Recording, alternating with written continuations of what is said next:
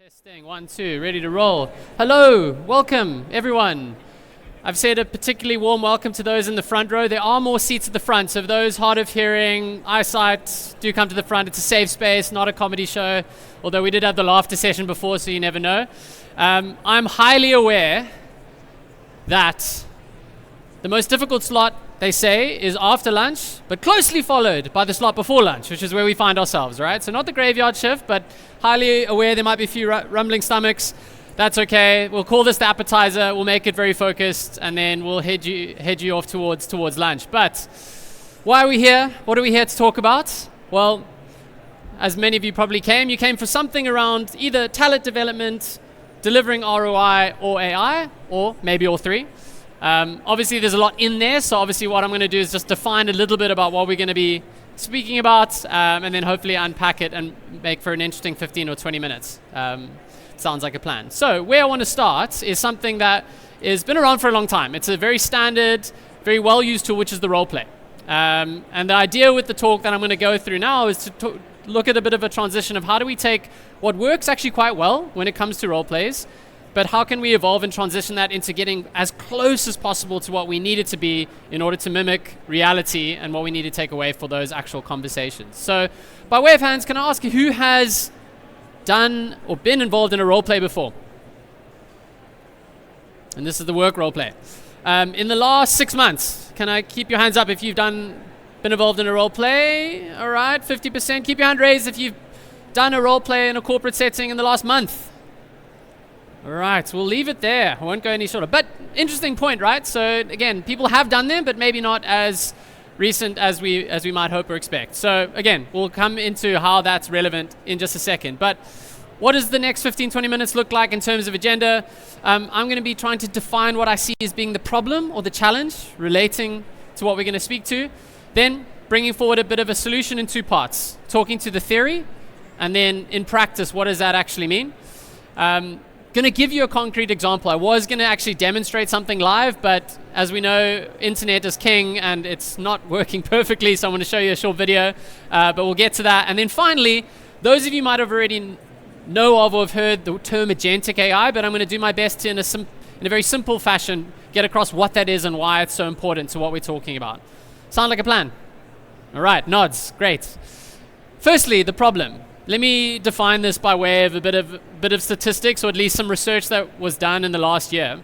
So, not sure all of us or many of us fit into this category, but 39% of Gen Z have experienced anxiety over the past 6 months due to difficult work conversations. All right, close to 40%, close to 90% have said that they would like more support preparing for these types of conversations. So, there's a percentage of Gen Z who actively have some anxiety related to these conversations, but a larger portion who just said, look, we would like more support. And remember, a big part of this group of people started work during the pandemic, broadly see work as a sort of hybrid situation, a lot of virtual, some in person, but very different to many of us who started and really had our formative days being in person 5 days a week, and that being a big part of our experience. Now, some of you I can see already disengaging and being like, Gen Z, okay, that's not me, why should I care? And you might think this might be quite inflated when it comes to the sort of broader population. But if we look at the broader population, it's not too dissimilar. So 33%, 1 in 3 people have some form of anxiety when it comes to difficult conversations at work. And 72% say, even if they're not anxious about it, they could do with more support, all right? So herein lies the problem, right? Why? Because this forms a big part of some of the most powerful and productive and impactful conversations that we have. And so it's really important that we obviously get the support we need and that anxiety isn't crippling us when we have these conversations. And so, for decades, what has been the solution to this problem that has been long-standing? The role play. Many of us have done them. Some of us have done them more recently. But what I'm here to do is actually define what is actually at the core of what makes role plays important, or in theory so good. But equally, what are some of the key sort of risks associated that we actually do need to understand if we're going to try and attempt at making this format as effective as possible when it comes to solving for the problem we just defined. So they can be powerful. And for those who've taken part, you'll probably have some very strong memories, because they typically aren't very lukewarm experiences. But one thing that role plays do well, is that they sit at the base of what we call the learning pyramid, meaning you're basically you're in an active learning state when you're in a role play, which makes a lot of sense, right? You're dynamically experiencing what you might experience in reality, and you're explicitly having the conversation or version of what you would be having in reality, right? So you're actually, and this, simulations play in this space, right? So flight simulators, surgeons, there's good reason to replicate a version of what you're going to be doing in reality, to practice and make it really, really stick. And the second, it actually does allow for reflection. So both in the form of getting feedback, either from the person you're doing the role play with, or for people observing. But equally, typically, once you've done the role play, there'll be a moment or a period where you're like, how did that go? Let's just reflect on what I could have done better, what went well, and what I'll take forward. Two very powerful aspects of role play. But at the same time, we're probably aware that there are some risks that I wanted to actually call out. And the first of this is oftentimes you say okay, be in the moment, be in the role play, be authentically who you are in the situation.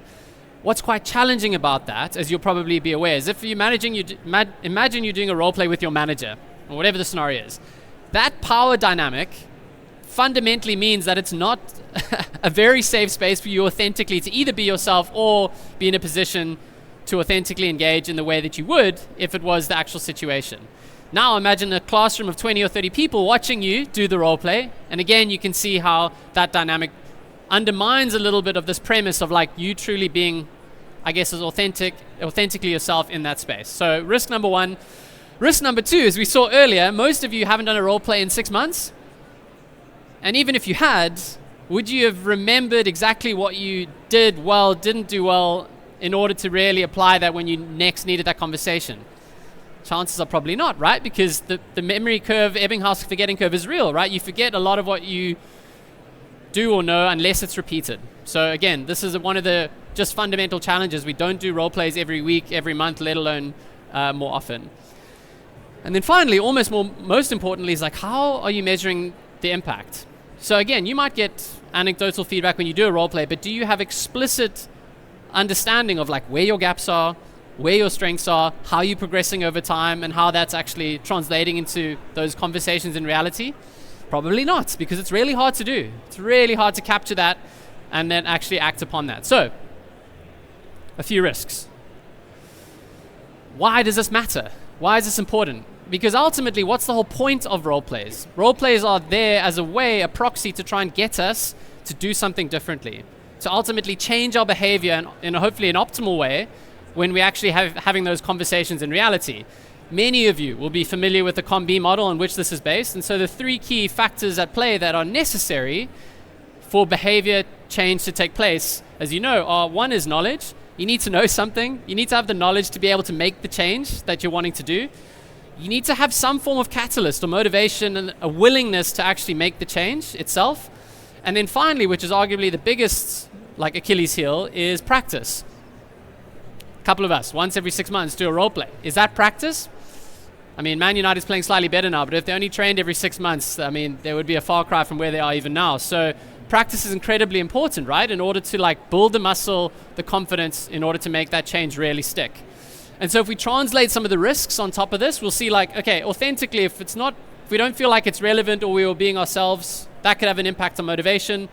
If we're practicing once every 6 months, is that really enough? And then if we don't know what we don't know, what are we doing well? Where are our gaps explicitly and how are we improving? Again, are we really building the knowledge we need to make the change? Hopefully you'd agree that this is not necessarily everything we need to really have a good, strong chance of changing the behavior in the way that we want. So we come back to the problem, the challenge. All of us broadly fits into one of these two buckets, right? Either we want and need support, or we're actually, to some degree, quite anxious. And I'd imagine there's a spectrum of these difficult conversations, right? Where I'm sure all of us, that probably goes closer to 100% as that ratchets up. So let's come to the solution, at least in theory, and then we'll bring to life how this works in practice. So what I want to put to you today is not a silver bullet solutions, those don't exist, but 4 sort of key ingredients that I hope to at least convince you in theory that are necessary to allow for these role plays to become even more effective and impactful. And the first is this point of authenticity. And this simply is, can we bring like the theory of what we need to know and experience closer to the reality of the true experience, and you to be authentically in that and authentically being yourself as much as possible. Because if you think about the opposite, if you're as far away from the authenticity of the real experience and who you would be in that situation, when you eventually get there, if you've been somewhere else in the role playing or the practice, it's going to be far, far harder to truly translate that to that experience. So authenticity, consistency, I'm sure we'd agree, like this relates a lot to practice, because I mean, if you're not consistent in the practice that you're doing and the experience that you're having, what chance do you have of really nailing it in the right way when you actually face it in reality? So there's two key parts to this. One is the experience itself. If you're having wildly different role play experiences, then that's going to be a real challenge. But secondly, is you also need to be getting a consistent feedback on like what you're doing well, what's poor, because if you're role playing with several different people and you get different feedback every time, again, that's going to be a very confusing picture and not build into the consistency. Very closely linked, again, very much linked to practice, is repeatability. It's fundamental. If we don't repeat and practice, if you did one amazing driving test, do you think you'd be proficient to drive on the roads? We'd all probably say yes, because we're confident. But no, like that wouldn't be true, right? You have to repeat and practice. And then finally, as we mentioned earlier, measurability. Role plays, I mean, you might get a score, like that was 7 out of 10, fine. But is that really enough to really help you improve time on time and really build the confidence around what you know and what you don't? So, 4 key ingredients. Hopefully I don't have too many detractors in the room. If there are, you're keeping quiet anyway, so it's fine. But how does this translate to what we're talking about, right? So authenticity, I would say, gets us closer to being truly motivated to face those, to make that change in the situations that we're wanting to. Consistency actually helps with us building knowledge, obviously, in a sequential, cumulative way. Repeatability is practice by another name, so that's very simple. And then finally, measurability, I'd say tracks to many, but ultimately knowledge, right? If you can be confident in what you know, confident or at least aware in what you don't know, you've got a lot better chance of really building on that and closing the gaps that you need to. Ultimately, what this does, right? Because if we look at this on like sort of a 3D plane, if we're able to like tap into or extend across all 3 of those, it gives us a much better chance. Remember, there's no silver bullet with this in actually changing behavior in the real world, which is incredibly hard to do, right? Because we're creatures of habit, and we like to sort of stay in our sort of safe space in terms of not changing. But hopefully that makes some sense. So, okay, you might say, Tom, I get the theory. I'm seeing a few nods, or at least people sort of engage with it. So what does this mean in practice? What I'm going to do now, I was going to do a live demo for you, but like internet, I'm going to blame that. We are over there, so if you want to test this live for yourself, you can. But this, as I say, is not like the only solution. It's just our best attempt at trying to solve for what I've just spoken about in a second. So let me take 2 minutes just to bring this to life. And it's my colleague Richard, so I don't go by another name, but this will hopefully explain the situation. So just to put in perspective, you're going into a feedback conversation. You work at Consulting Co., so a bit of context. You're now having a conversation with Jordan. And ultimately, she is an up-and-coming talent. She's a superstar, really. She's a workhorse. But at a recent client meeting, she presented an unapproved strategy to the client without informing the team. So you might say, what's the big deal? But she effectively blindsided the team in the meeting, and then at the time responded pretty poorly to sort of the criticism that the team gets, saying, hey, where did that come from? You just blindsided us, didn't run that by us before presenting. It's obviously having an impact on the team. And so the idea here is you want to give this feedback constructively to Jordan, but she's a high performer, right? So you're not coming in there with a big stick or a whip and saying, hey, everything you're doing is terrible. But so you're really wanting to like make sure that she takes this in a positive way, in a very constructive way, and isn't, put out because of it. So that's the context. Let's have a go. And Alan, let's see if we can hear what's happening. All right.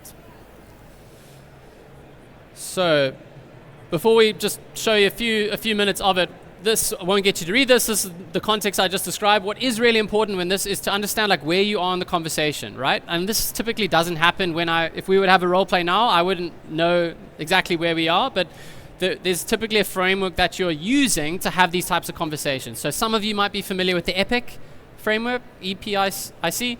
So effectively that means you're trying to create emotional safety to begin with. You're then trying to define the problem as objectively as you can. Then go into what was the impact of that action, or at least because of the problem. And then finally C is confirm next steps, right? And this could look different. If you're having a coaching conversation, this might be GROW. There are various different frameworks, that people use, but just to give you that sense.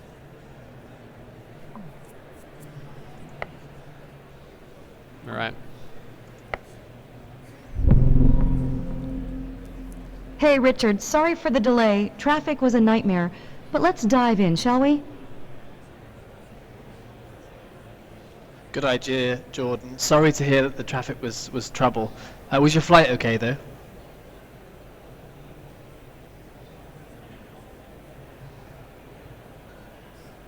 Flight was fine. Just tired, but that's all part of the deal, right?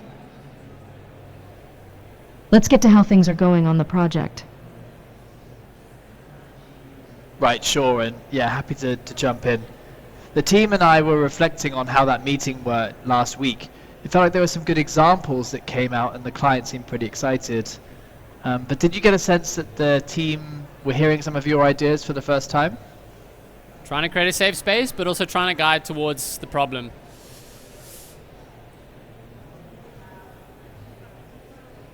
Yeah, maybe some found it new.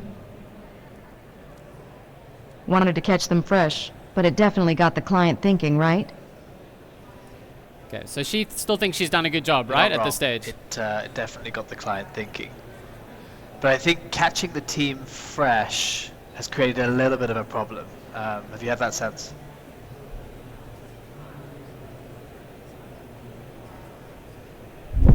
Well, I figured they might need a bit to catch up, but problems? I think we're aiming for solutions here.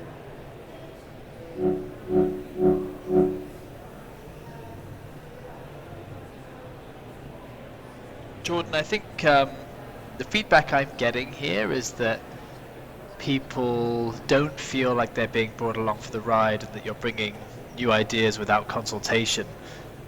Solutions are good, but what's happening here is I think you're risking not taking the team that are going to action it with you.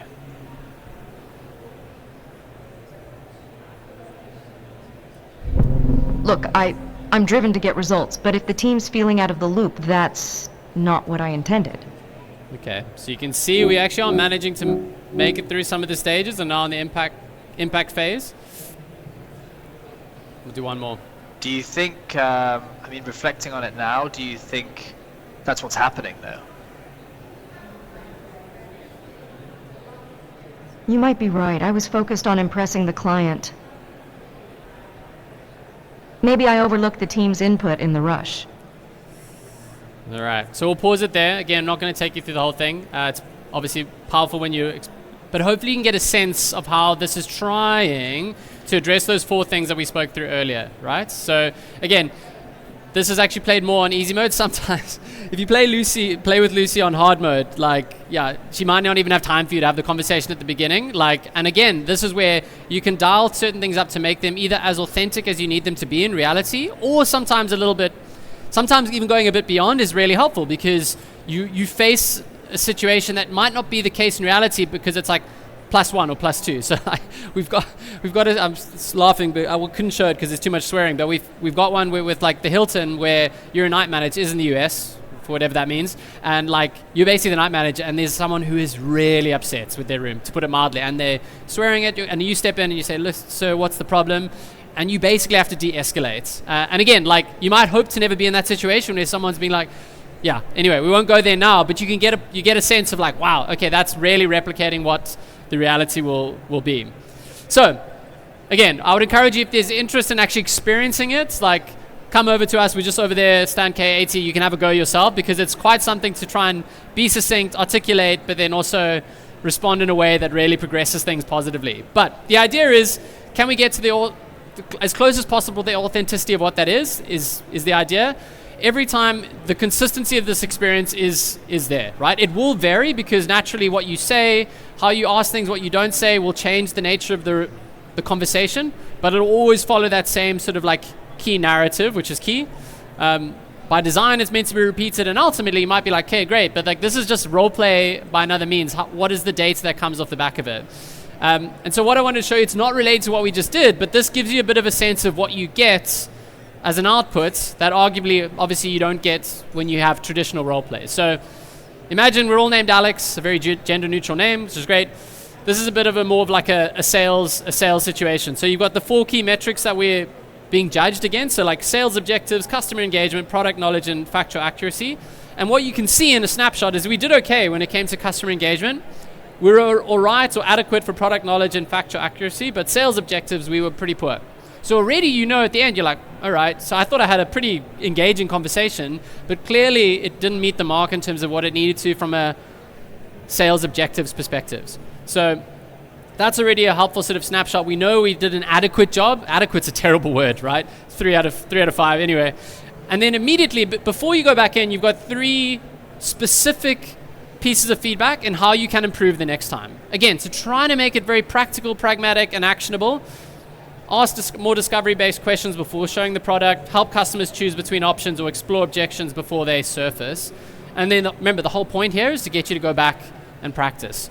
So that is a bit at a high level. I won't drown you in this because there's a fair bit of richness, but if you wanted to understand more of why you did poorly from a sales objectives, you can see this is, for those of you at the front, this benefits you, right, as opposed to folks at the back. But you can see what you actually did, but you can also see what you didn't do or what you needed to do to actually get a high score on that particular metric. So again, can you see the attempt here to at least try to get back to you on like what it is that you did do well? Again, it's important that you know what you do, that you're doing well to reinforce it and to keep doing it, but also important to understand what you didn't do or things that you need to improve. Again, here for one of the other metrics is like what you did well, things you can build on, things you can improve.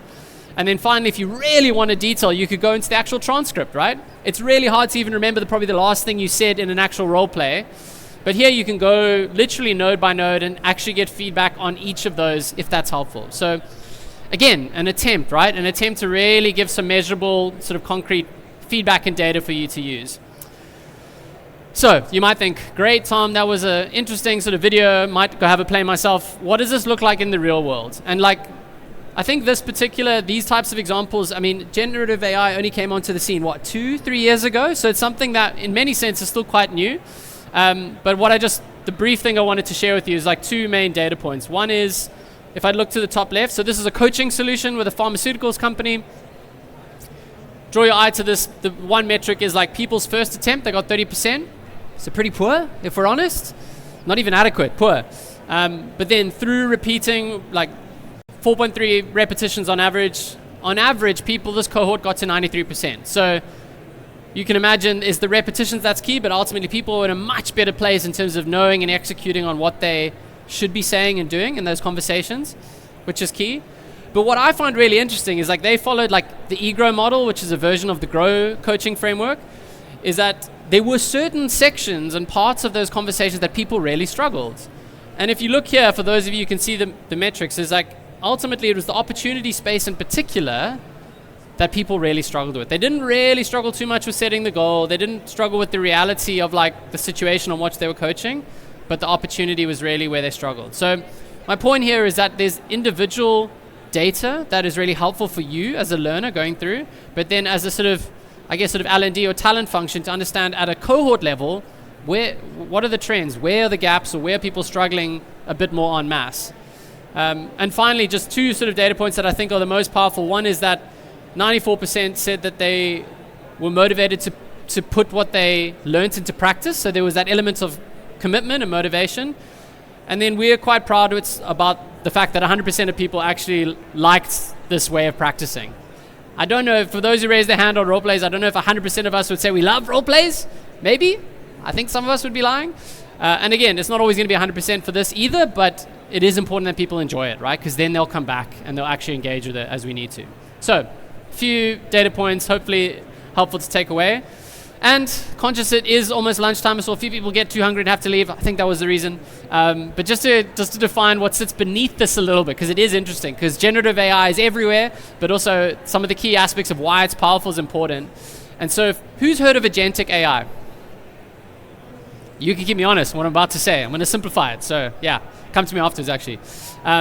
But what we'll hopefully all agree with, right, because we now live in the world of generative AI, is that when you ask AI to do one thing at a time, it does it pretty well. We've all used ChatGPT. It's actually incredibly good, right? For most things, if you ask it a very specific question or to do a specific task.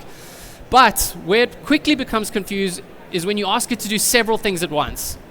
Now imagine trying to do a mass prompt to basically sort of encapsulate all the nuance and richness of a role play, how it might go, how it might respond. Like, you can see how that is quite a challenging ask, right? When it's done, holistically.